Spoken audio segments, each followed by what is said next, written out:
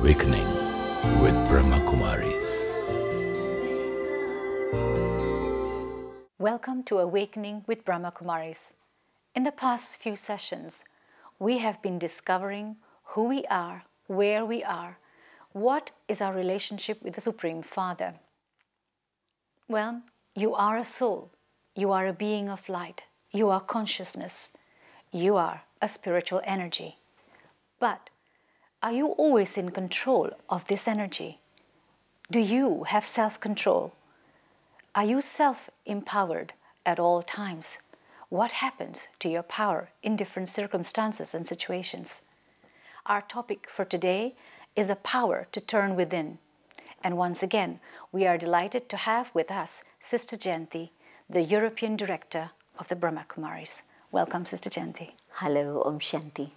Sister Jayanti, we live in changing times, surrounded by people with different nature, different opinions, and different understanding. Often, these changing times and circumstances and people we deal with shape our personality. For example, I was never a negative thinker, but I live with people who are negative. Maybe my entire neighborhood is negative. The place where I work, the energy is negative. I cannot but absorb a certain level of negativity within me, which seems natural way of dealing with it. Or, for example, I've never been angry. I've never been that type of person. But I soon realized that without a raised voice, without a little bit of aggression, I don't get my work done. So how do I use a certain technique, certain tools to keep myself calm? You spoke about empowerment, and I think that that's the answer. What I need to do is to find ways in which to develop spiritual power within. And the way to be able to do this, the foundation of all spiritual development, is to be able to turn inwards, to turn within. What happens normally is that our attention is always directed outwards. Our physical senses are constantly being stimulated, especially in today's world. It's non-stop. And so we're constantly just simply reacting to the things that are coming from outside. We have no time to be able to develop our own inner power and develop our own capacity. And so within the situation of today's world and the negativity that we are surrounded with, I think the most critical aspect of spiritual power is the ability to turn within. The ability to turn within, to go inside yourself. That's right. What kind of image, to make things easy, what kind of image can you give to that power to go inside? Think of a turtle. And I've seen very big turtles, but I've seen little ones too. But what the turtle does is it'll come outside its shell and it'll go around and do whatever it needs to do, and then it'll go inside the shell again. And the shell is such a protection that there might be a storm, it might be blistering sun, whatever it is, the turtle is protected inside because it's got the covering. And so turning inwards is a little bit the same. Outside there's a lot of chaos going on around me, and I just need a moment to be able to go inwards. So I'm not cutting myself off from anything, but just for a moment I turn inwards and I connect with my own resources within myself. We all have treasures that are hidden away inside the self, and normally we forget about this. But turning inwards means I connect with my inner peace, my inner truth. And just after a moment, when I have to come out again and face the world around me, I'm doing so now from the power of that space that I've connected with inside. So let's just say, I want to turn inwards. Do I need a space to do that? I could sit in the corner of a room, I could sit by myself, but even though it looks that I am taking time and space to turn inside, I could be planning my party. I could be planning a trip that I'm going to take. But on the outside, I'm quiet. What is happening inside my mind? What should I be saying to myself when I'm turning inside? It's true that to do anything, you have to be able to go inside and plan and think about something. Even when we speak, we've actually thought about it before we begin to speak.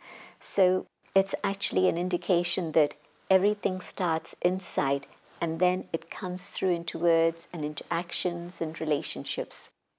But what we're doing when we want to develop our own inner power is not to just let the mind go here and there and plan, etc. But I'm doing it for a very specific purpose. I'm going inwards to be able to access my own inner strength and power within. And so the world outside is out there. It won't go away. It'll be waiting for me. But I'm taking the time, just a moment, to go within. And I'm filling myself again with that awareness of who I am. My consciousness is filled with that peace. My consciousness is now very stable and anchored. And then when I come out, I'm able to deal with everything. So I'm thinking very consciously about who I am and what my original qualities are and what is my real state of being within, so that I'm taking charge of myself and my responses to the situation rather than letting the circumstances dictate what my reactions should be. And so this is part of self-mastery and empowerment. How long or how much space do I need to go within? Do I take half an hour a day? Do I take several hours in a week? What's the method? The best way is to begin the day with a preparation. Time for silence for myself, time to be able to study some spiritual matter so that my mind is given nourishment. Before I turn within. So let's say if I take a paragraph from a Bible or a paragraph from a scripture, a paragraph from, or maybe even look at self-empowerment paragraphs from books, then I sit down, think about it so that my mind has some, like you said, nourishment to think about. Otherwise, it'll race to the next thing that I need to do. I'm talking about two different situations. One is a situation before I begin the day's activity, before the family is up and the phone starts ringing and the bell starts going. So before everything begins, just to maybe get up half an hour earlier, maybe an hour earlier. And that time is for me. I'm not taking the time out of my duties and responsibilities. My family is asleep. They don't want me at that time. I'm taking that time for myself to be able to recharge my inner battery, to be able to give my mind some nourishment through some scriptures or some material that I find is uplifting, so that I've prepared myself for the day. Then as the day progresses, in situations that come in front of me, I can very easily then turn inwards. And in turning inwards, yes, maybe it's just simply connecting with the self. Maybe it's something that I read this morning. For example, this morning I was reading about making sure that I constantly give happiness and I never give sorrow to anyone. Maybe, throughout the day? Maybe here's a person who's a challenging character, and we meet many of them. And I'm just going inside, connecting with that truth that I must be a source of happiness and not of pain. So even though he is in a point of aggression, even though he is purposely doing things towards me, I consciously choose not to react because I want to commit myself to the idea that I am going to give happiness today. That's right, because I know that that's what's going to bring me benefit ultimately.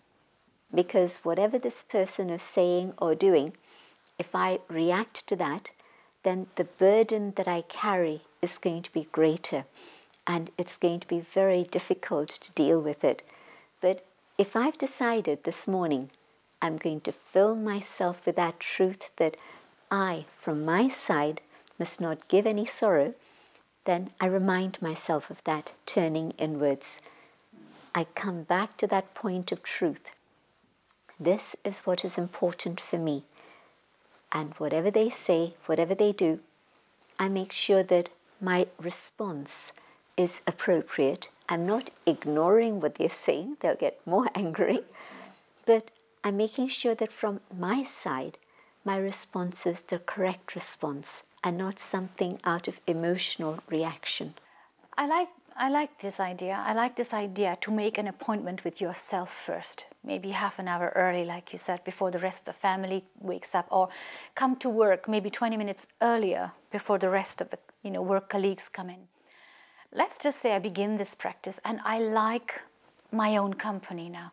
I like the feeling that it gives me from a point of strength and less reaction. What if I like my company a little bit too much? And then I find myself a bit of a loner, aloof. Is there not a danger in there? Not really, not in the response that I'm describing.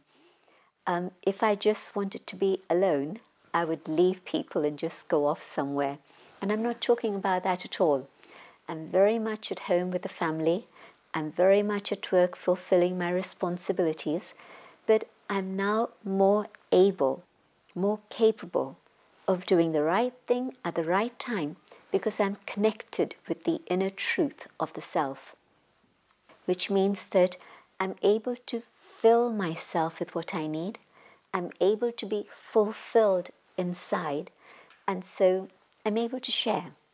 Actually, I'm a happier person, so people gravitate towards me. I'm a more peaceful person, and so those vibrations of peace are reaching them also. And so definitely I don't cut myself off from anyone, but now instead of taking from them, I'm able to give them something. And everybody loves to receive something. And so in fact I find myself with more friends, with more colleagues who seek me out and want my company and enjoy it. I've noticed people like to go for silent walks, some even a day's silent retreat. There seems to be a rejuvenating energy that people who partake these type of steps towards themselves. I know people in my own family, for example, who practice silence every Monday for several hours in a day. Is this a good practice? Does this bring any other benefit? Or how do we go about this power of silence? It's a brilliant practice, and if somebody can do this, it's wonderful. We can't do it when we are at work. Well, I can't do it myself, and I live in a meditation center. And I suppose if I could say that, okay, today I'm not going to meet anyone, it would mean I have double the amount of people to meet the next day. Usually that's what happens. And so it's wonderful if somebody can do that. But it's not so easy to create that sort of space for oneself. And if you can, well, go for it.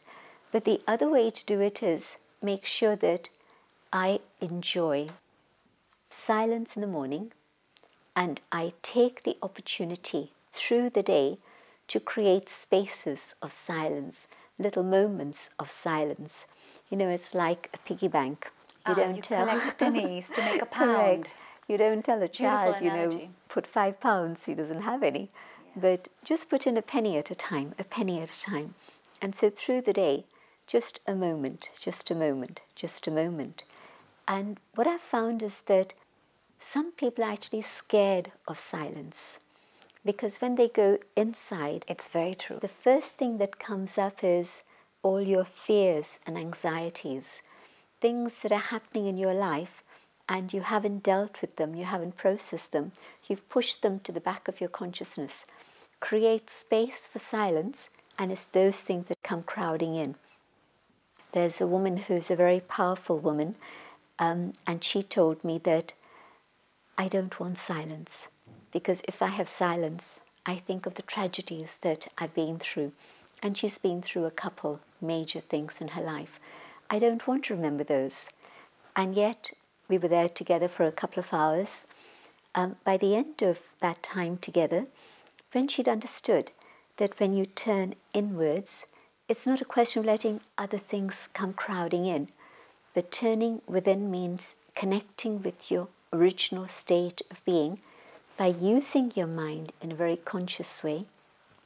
Then when we practice this sort of guided meditation that we're doing, she didn't want to come out of the silence.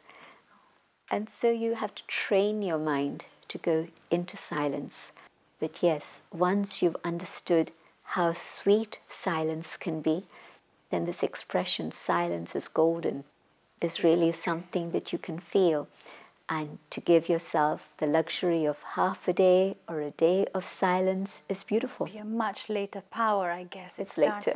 Like you said, the piggy bank is such a beautiful analogy. Things happen suddenly. And for sudden things to happen, you obviously have to react suddenly. For example, you see a child falling. Your instant reaction is to hold it. You're involved in an accident, or you're witnessing an accident, or a conflict of argument, or a discussion which is heated, and you are part of that discussion. How do you turn within when you need to respond? It's both together, because it's when I turn inwards that I can connect with what is truly important, and I can see my mind isn't clouded with many, many waste thoughts. And in that moment, I will know what it is I have to do. You spoke about children and an accident. It's a long story, so I won't tell you the long story, but a woman heard a scream from upstairs. She came running down, and her son had got into an accident. And because she had this moment of calm within, she was then able to instantly go help the child. The ambulance was called and the child's life was saved. If she didn't have the presence of mind to actually help the child at that time, it would have been just a few minutes later, and who knows whether the child would have survived. So especially at a moment of crisis, this practice that I have of coming to a point of stillness is the way in which I know what it is I need to do. The next step. Otherwise, the mind is constantly crowded and there's so many thoughts. What should I do? Should I do this? Should I do this? You don't know what to do. But stillness will then be the compass that will guide you in the right direction. So to some extent, this practice of turning within, or finding that space of silence, can we safely say that sometimes silence is the best response? My inner silence is always the best response. But if you're in a state of communication and you're saying something to me and I just say silent, well, it might not be the best response. It might be very well misinterpreted. But my inner silence, stopping the chattering of the monkey inside, means that I'm really not just hearing you with my ears, but I'm listening to you inside. And when people speak, it's not a question of the words they say. The words may be at 20%, but the feelings that they're trying to convey, the 80%, you pick up when you're in tune with them. Their body language, their vibrations, their expression. And so in silence within, without other clouds coming in my mind, I'm able to pick up what it is you really mean to tell me. So when people say that when we begin the path of meditation or self-realization, and we use this ability to go within, and suddenly we find ourselves intuitive, or our intuition getting stronger, Absolutely. Is this the result of... That's correct. So this is a very important ability to go within. They speak of the sixth sense. Exactly. And so we've got our 5 physical senses. Yeah. But our sixth sense is when our mind is able to be like the antenna and it's able to pick up what is necessary. And so yes, then I'm able to respond to you intuitively. You've told me only a bit of the story because at that moment you're not quite articulate enough, you're not quite clear enough because maybe you're too emotional. But my sixth sense will tell me what is the essence of the story you're trying to relate. And so my response is going to be one that is comforting, one that's going to be something that's appropriate for you. So this power to turn within sharpens your power of intuition, and it makes you feel almost you don't need to use too much reasoning or analysis. It's like a natural thing. You don't need to reason or analyze things anymore. Just go within. Be intuitive of what it's trying to say to you. Come out with a solution. Is this easy to get into? I think that I'll just take you a step backwards, and I think that there's a place for using the left side of the brain and the logic and the reason and all of those things also. But that's obviously not enough. You know, we've got two sides of the brain. So the left side is doing its work, but we don't use the right side of our brains sufficiently. Is this the intuitive side? That's right. And the left side is the Logic. analytical side, the That's logic right. side, reasoning, Yeah. doubting? That too, but I don't have a problem with questions. Yes. In the sense that questions are opening the door to help you understand more. But the intuitive side, the side that understands with silence, is the right side of the brain. But the soul is actually here, right in the center of the forehead. And so when I'm fully conscious, fully aware of my spiritual identity, I'm using both sides of my brain. I'm balancing both things so that, yes, when it comes to organizational things, it's not that there's chaos and disorder. I'm able to deal with that.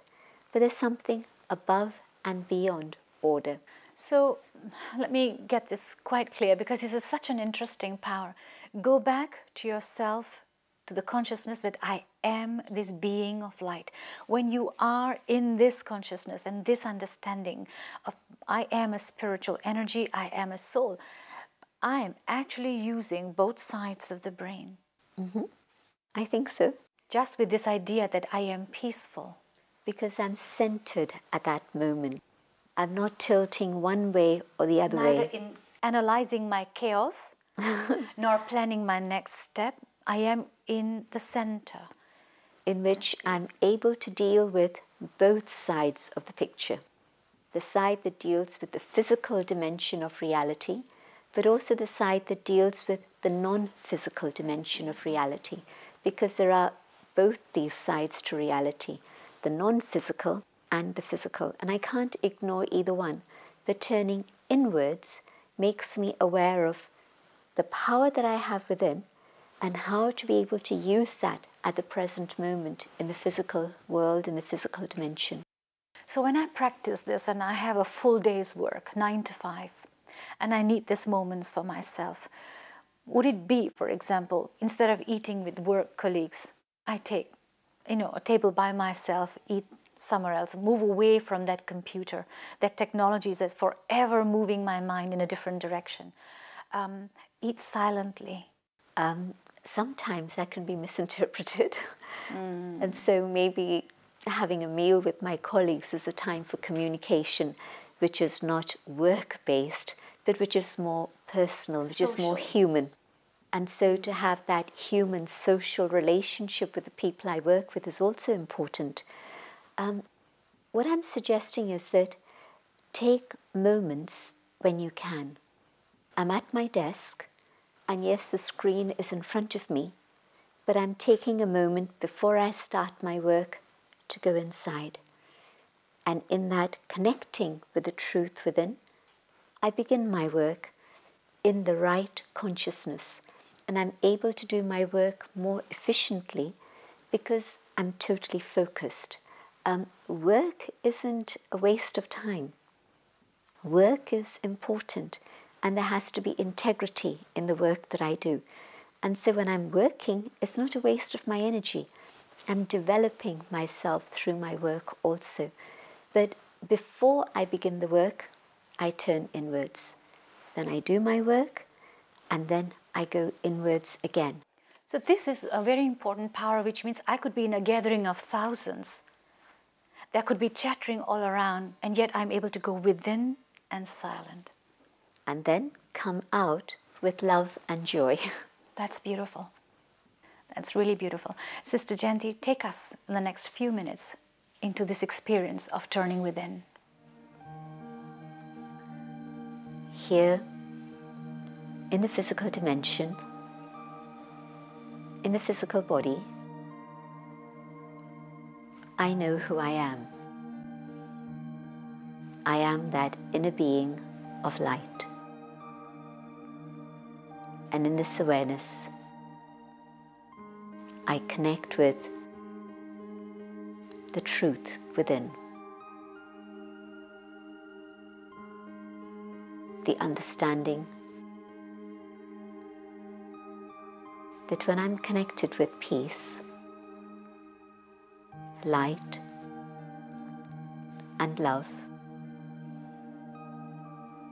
the power of turning inwards and the power of this reality and truth is such that I can do the right thing at the right time. I can be present in the moment to do what is needed. I can focus and concentrate, and I do so with the power of peace, the power of love, which is the truth of who I truly am. Turning inwards, becoming aware of my own inner power, I come back outside, looking at the world around me, but now from the perspective of the inner being playing a role in the physical world.